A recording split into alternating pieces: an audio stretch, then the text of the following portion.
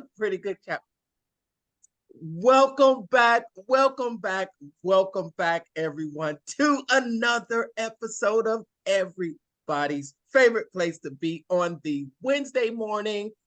It doesn't matter whether you're here in Texas, whether you're in North Carolina, whether you're in sunny Ohio, or where else? Where else could you be from, Sharon?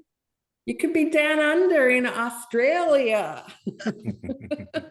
Wherever you are, it's time for Pitch Practice, the show. I'm Mark, the guy behind the Mental Marketer and the private Facebook group Funnel Building 101, helping you grow and monetize your brand using the power of sales funnels. And we've got a full panel with us today. Let's start with Brandon, of course. Yeah, Brandon here with BK XX Enterprises, helping you get found and taking your sales funnels to the next level. Yes. Laura Morales, building the American economy one franchise at a time, improving in sales and improving in my own life. That's why I'm here. Pitch practice every day. Well, every Wednesday. I wouldn't miss it even if I was in Mars. Yes, every day. This seems like every day. Well, I do it every day. Just I'm alone doing it every day until Wednesday. All right. And who else do we have with us today?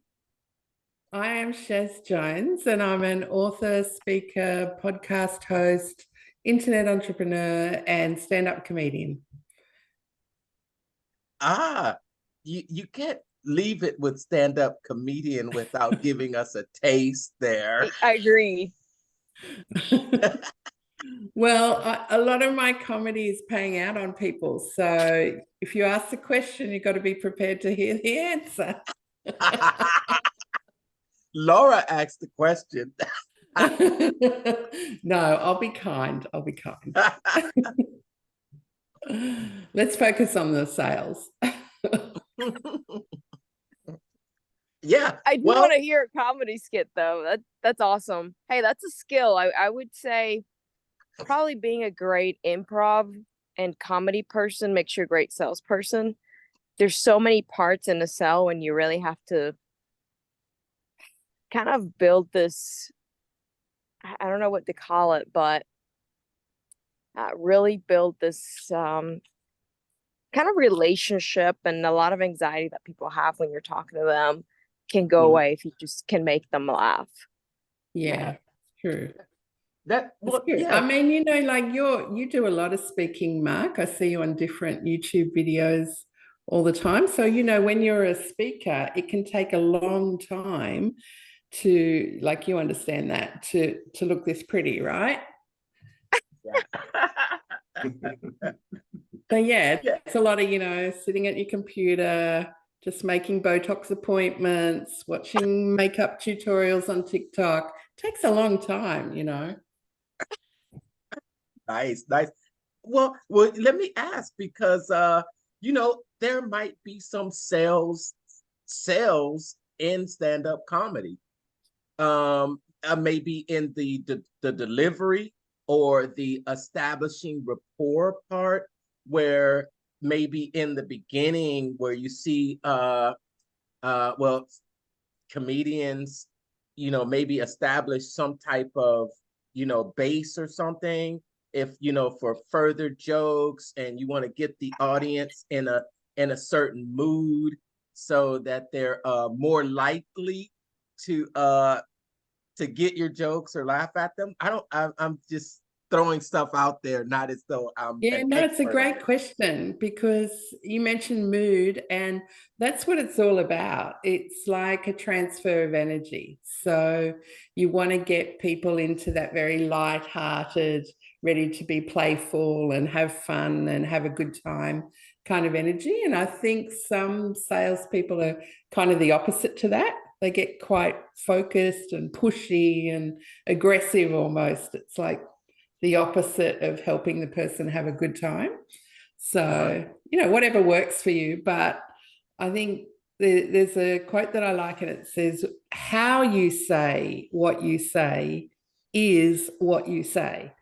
So if you say it quite playful and engaged with them and trying to help them have a good time, it doesn't really matter what you say. If you can even insult them and people love it. They'll applaud you for insulting them if you do it in a kind of playful way, right? So it does really cross over into sales if you have some comedy skills.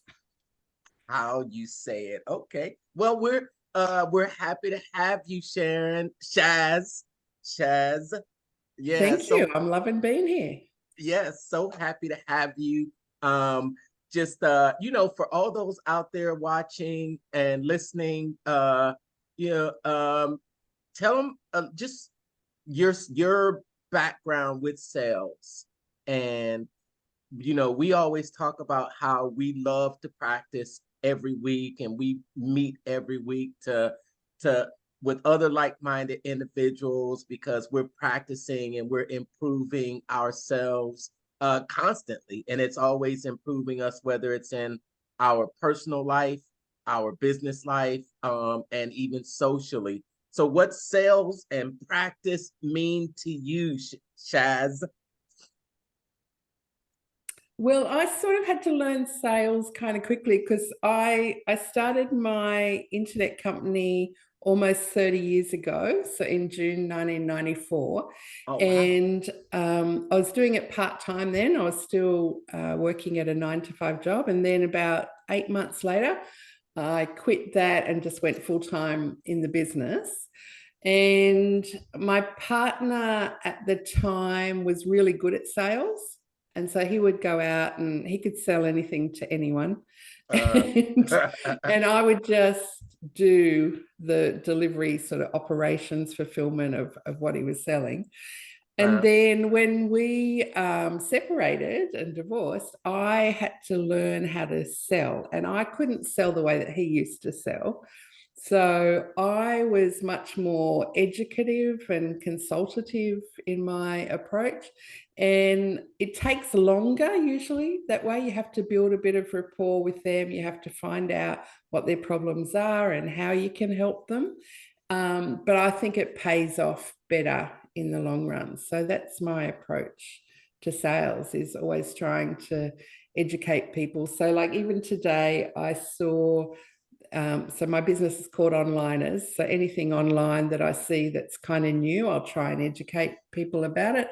So I saw that Zoom was having clips to do video messaging, and I hadn't done that before. So I did a little test of it, sort of it's okay. So I was like, and tried emailing all of you guys, little clip. So those sorts of things, put it on all the socials so that my clients know there's another piece that you can do. When they come across Zoom clips or whatever, hopefully they'll think, oh, Shaz was the first person I heard talk about this. Shaz knows about this. And, they'll come back to me. I had another client come back to me today, and they asked a question about Substack, because I use that for one of my lists. And they were like, what is Substack? I've seen a few people using that. So I made a video about that as well, and then answered him. So that's all of that can lead to sales if you keep educating people and they see you as an expert in the space. Nice. So you came into sales as a kind, well, I don't know, you were moved into sales. Was it moved into sales and started? What about you, Brandon? You love sales, don't you? I love it like I need another hole in the head, but no. Yeah, I mean, I came in, I was 2011. It was after I had moved down to Florida, and I worked in a orange oil refining company and a pharmaceutical company, because my degree is in chemistry. Yeah, that's your degree, right? Okay. But yeah, I hated it. I hated the lab work, hated the 9-to-5, and the orange oil deal was a grind. You worked for 12 hours a day, Thursday to Thursday. So even though you had a week off, every other week, it was still like, 7 days in a row for 12 hours a day, plus the drive was terrible. So I was like, I got to get into sales. That's what I want to do. So automotive was my first foray into it. And I moved into insurance and then back to automotive. And now I'm in the consulting space of the marketing side. So it's still a sales role. I still have to sell. But now I help other businesses sell better online for them to sell in person. Yeah. Yeah, I've seen some of your TikTok videos. Awesome.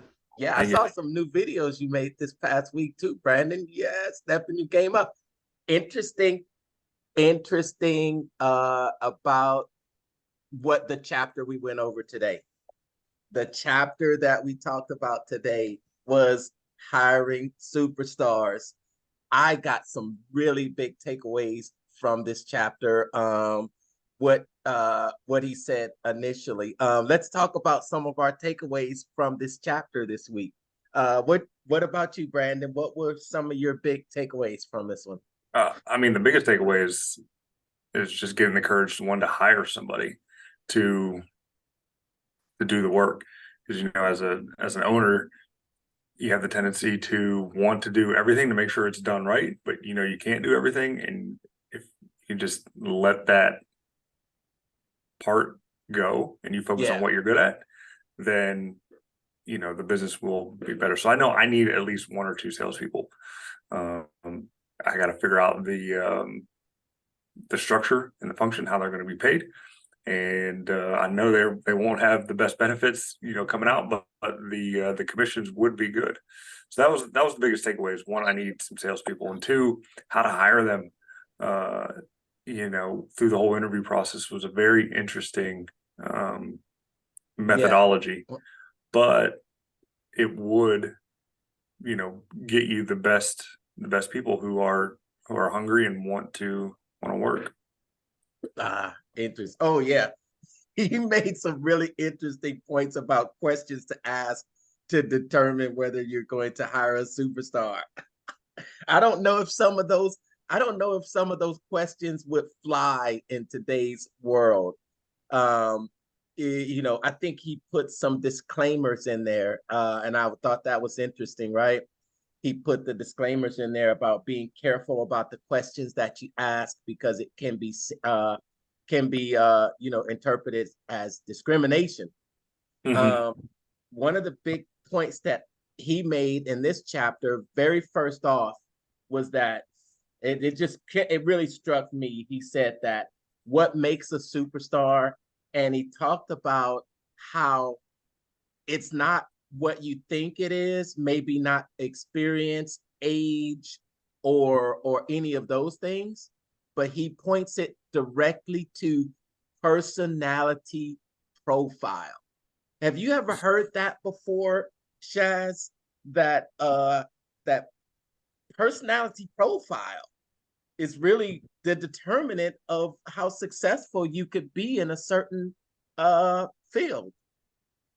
I have heard people sort of mention that, and there's a lot of companies that do personality profiling for that reason. But I think the specifics of how he nails down what a sales superstar are were really great. I haven't heard that before. And then the way he took that from, these are the personality profiles you want.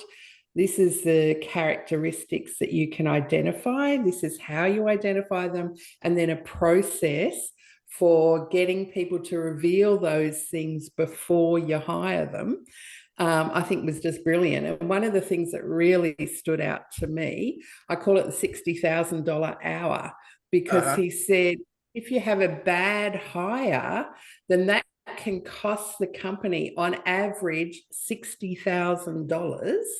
And he said he knows some CEOs where it can cost millions if you get the wrong person in.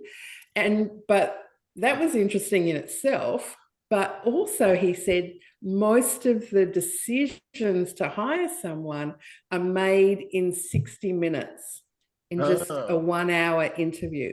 And so the leverage on that to get a $60,000 like save yourself from a $60,000 downside or even a millions of dollars downside in just 60 minutes. If you were working, you know, with people and you said to them, look, I could work with you for just an hour and help you make better hiring decisions, and the value of that would be $60,000 in that hour. Or, you know, if I work with you for 8 hours, that's almost $500,000 of value, right? So, or if they worked with you for 1 hour every month, you know, it's like 720,000 or whatever. So that really stood out to me when he quantified how much it can mean, even on the downside, let alone the upside, about hiring a superstar salesperson. A $60,000 60 minutes. That's awesome. Laura, glad you could join us again. What's up? Is it that cold there where you've got this big puffy jacket? Listen, I like to be sauna hot when I'm around things. When I'm outside, it's starting to get chilly over here. So I will say it's freezing. It's 70. Yeah. I want to ask you, Laura. Go ahead. He said also, well, we're going over this chapter, this awesome chapter about hiring superstars, right?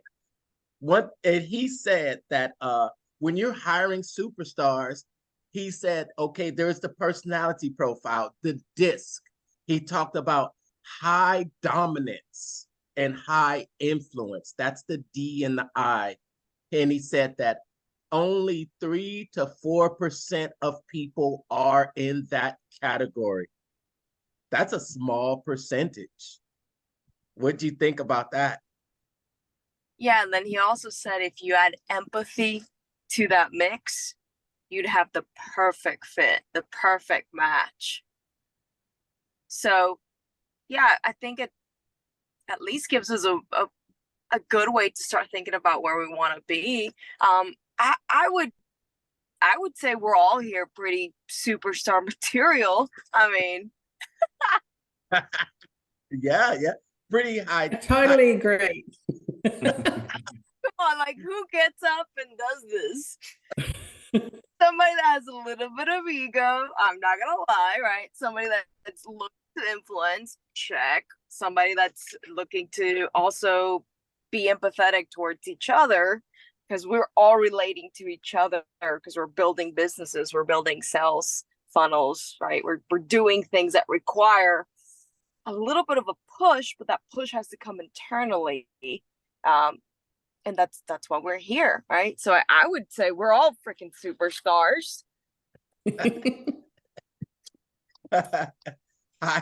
high ego. Yeah, you know, sometimes they say, you know, you hear him and he talks about ego and you're like, do I have an ego like that? Are you ego driven like that, Brandon? A little bit.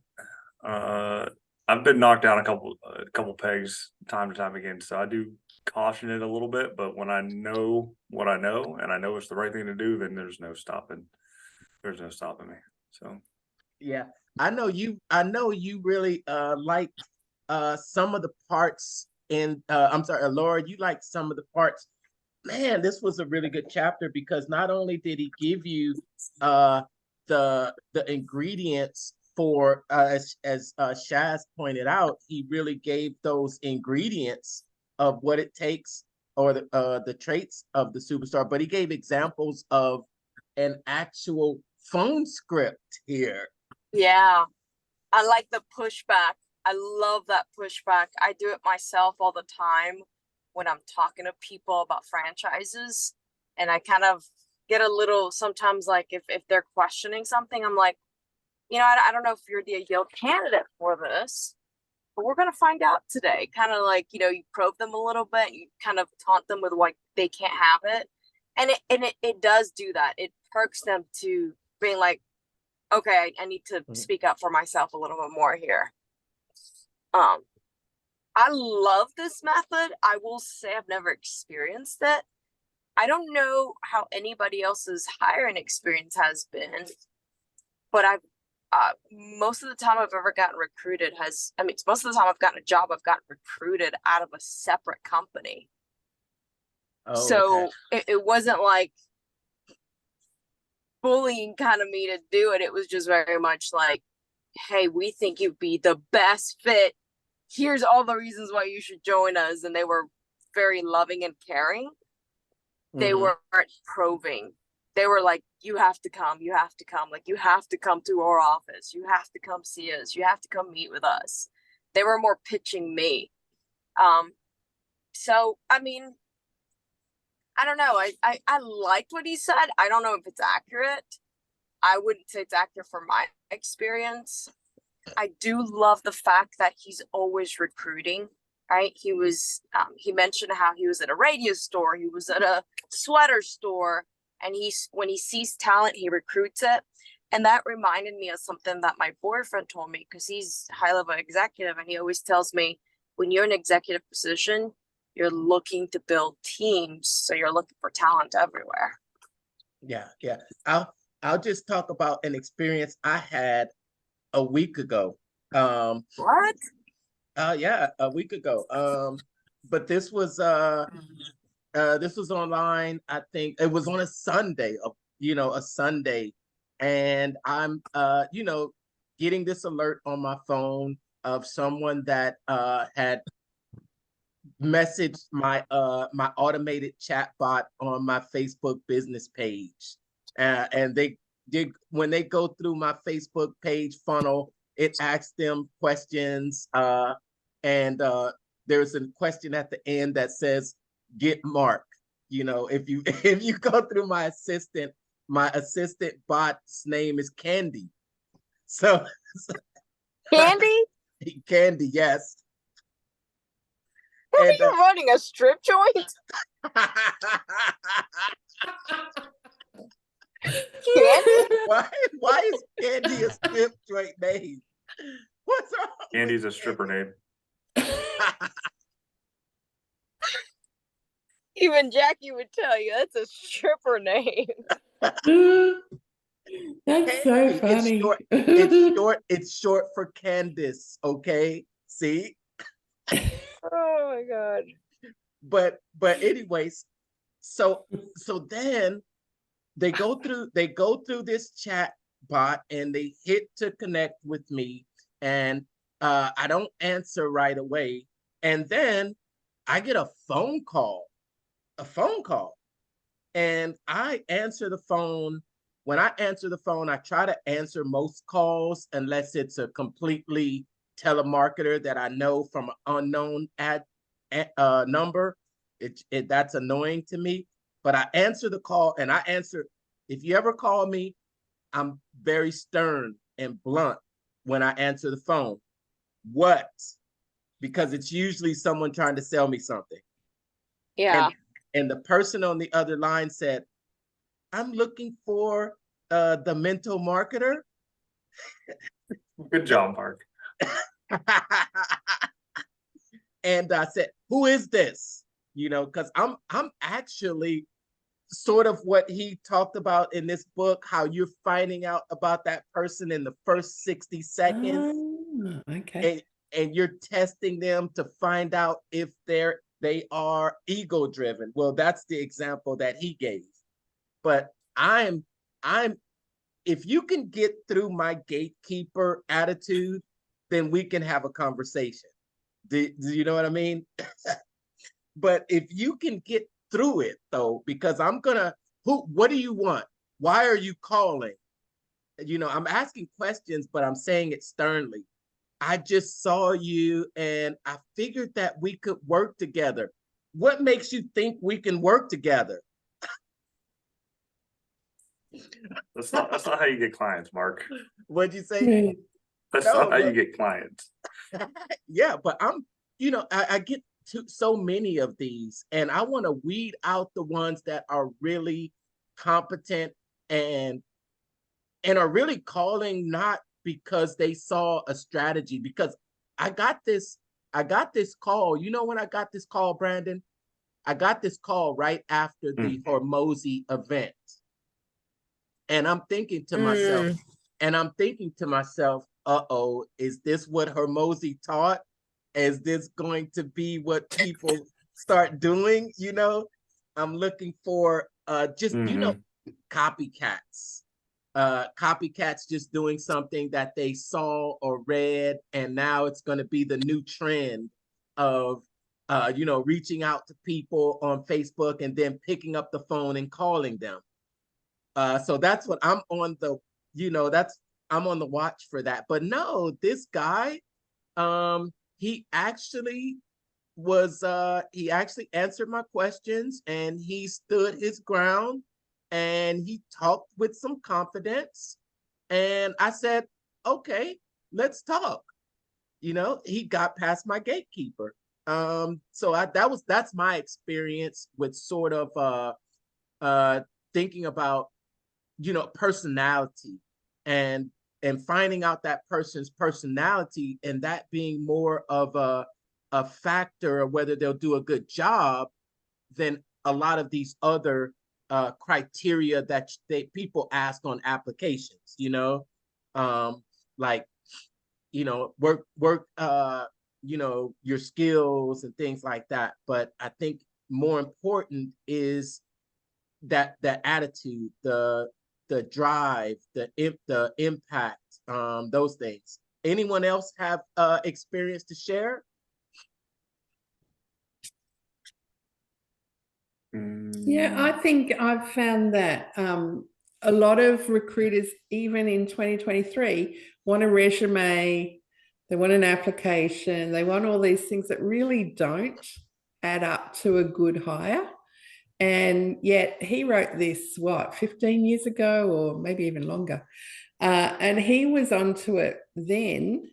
He doesn't even ask for a resume. He doesn't ask for an application. He just says to get in touch, and then he pre-screens them. And then he has that interview process. And I thought it was really interesting that he's like, ask someone a question like about their relationship, like, you know, do you have family living in the area or something? And if they're a dominant person, they might just go, yeah, my cousin lives here.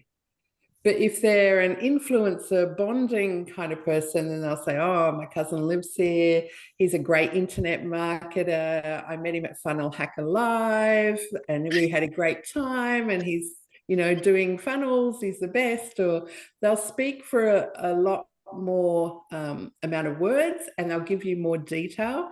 And that tells you straight away that they are a more bonding, relational kind of person than a dominant person. I thought that's a really simple way to kind of, even when you're talking to sales prospects, ask them something that will give you that answer without it being an answer like, are you a relational person? It's something that seems like just a throwaway line, like something that doesn't really, you know, you're not testing them, but you are testing them, and you are getting really good information by something as simple as that. Yeah, yeah. You talked about taking one of those personality tests recently, Brandon.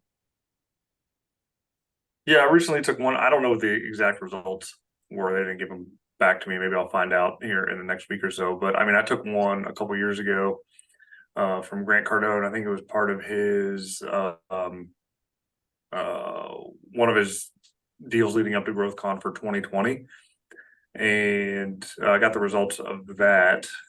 I can pull them up here, maybe quickly. I don't know. You have any intentions or any plans of hiring? I know I need to, but I don't right at this moment, just due to what I'm getting into right now. I don't have a need to hire, since what I'll be kind of being the implementer at this point in time. Now, would I be able to refer in? Sure. So I would, you know, look for similar people to bring in if they're looking to expand. But until I'm fully out in the wide world running, then you know, and then I'll start hiring. Yeah. What, you taking a DISC personality type test, Laura? I don't think so. I've never taken any tests, but I'll look on And you've Cardone. never taken any tests? No, okay. Whoops, you fell. No, you know what? At the last company I worked, I took what is called a pro scan, which is kind of like a disc, a little bit different. Um, all that stuff. It's a little astrology BS. I don't know if I believe it, but You don't believe it. You're a non-believer. I don't think you have to have an exact personality for sales. There is specific reasons why people are successful in the sales world, and they're nothing like me or nothing like anybody on this call, right? I don't think we should specifically profile. I will say there are indicators. You know, one of the biggest indicators of why I got hired my last job, they were like, you should come visit us at the office and so, right? Okay, I showed up. They asked me a bunch of questions. It was friendly. And then they were like, okay, well, we'll let you know. And then what I did is I set the next appointment. I was like, okay, well, you need to let me know by this date on this time if we can meet again. And then we can kind of wrap up here. I'd love to work for you. If you're ready to go, then we'll shake hands on it. And if not, we'll just leave it there. And he was like, okay, you can set next appointments. That's good. He's like, that was one of the major reasons why I hired you, because you never leave a conversation without a next follow-up step, because the whole goal is the next follow-up step. Eventually, before you know it, one of those steps is closing the deal of some sort. Right. So he's like, one of the biggest indicators for me was you were willing to ask me to get you a yes or no, whatever it was, in an exact timeline. So, but that's interesting because you make the point, and he says that there are only a certain amount of people that will do that. So that what you're saying you did, he's saying there's only a certain amount of people that will do that, and more likely if they have this personality trait. I think he made that point. Remember when he talked about most people will make one call and never make a follow-up call, but that high dominant person, that person with the ego, will have that thing like, I'm not going to lose, and that's what shows up. But you think it's more of a process that can be taught to anyone, regardless. Absolutely. Yeah, I absolutely think that. And I think a big influence of that has been Grant to me, right? Grant Cardone. I mean, that really, just that mindset, that's the only reason I got into sales. I didn't even know what it was until I met him. I didn't even know it was a career. And just realizing, okay, this is a skill I can learn. All right, everybody that becomes a little bit wealthier is in sales. They're not just in anything else, specifically sales. They sell something. Okay, good. Note to self. How do I sell something? How does that even work? What is that? So I think it can be absolutely taught. And one of those powerful questions that you can always ask people is, and it's worked a million times, especially when I look at leads that are older or they were like on the fence. And you have to treat it like, and something that my kind of my boss and kind of told me lately is always, if they buy, you don't care. If they buy, you don't care. If they don't buy, you also don't care. So he's like, that's why you always ask for the close. So one of the things that I always do is, hey, why haven't you done business with us? Why haven't you done this? If you've looked at 10 franchises, why haven't you done this? So I think it goes to, you have to probe people in directness, even when you're in a job interview, right? And I agree, like when a person like getting a job is asking probing questions to whoever's interviewing them, that's a good indicator that they're really interested in the job and that could potentially be successful. Because that's when I went to my last company, they just like would not stop calling me. And I was like, okay, what does your top producer make and what do they like? That's all I asked, right? I wasn't asking for an average. I wasn't asking for anything at the bottom. I was like, what does your top producer make? And Yes. how did they get there? Right. I actually probed them. So I agree. You have to probe back to be not aggressive, but assertive. And you're also trying to get information. And if it's a two-way relationship, you have to also vet out whoever you're going to be working with.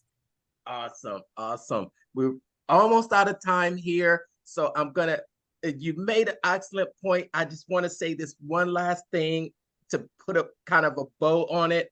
And he says that, yes, you can teach some people to go back again and again.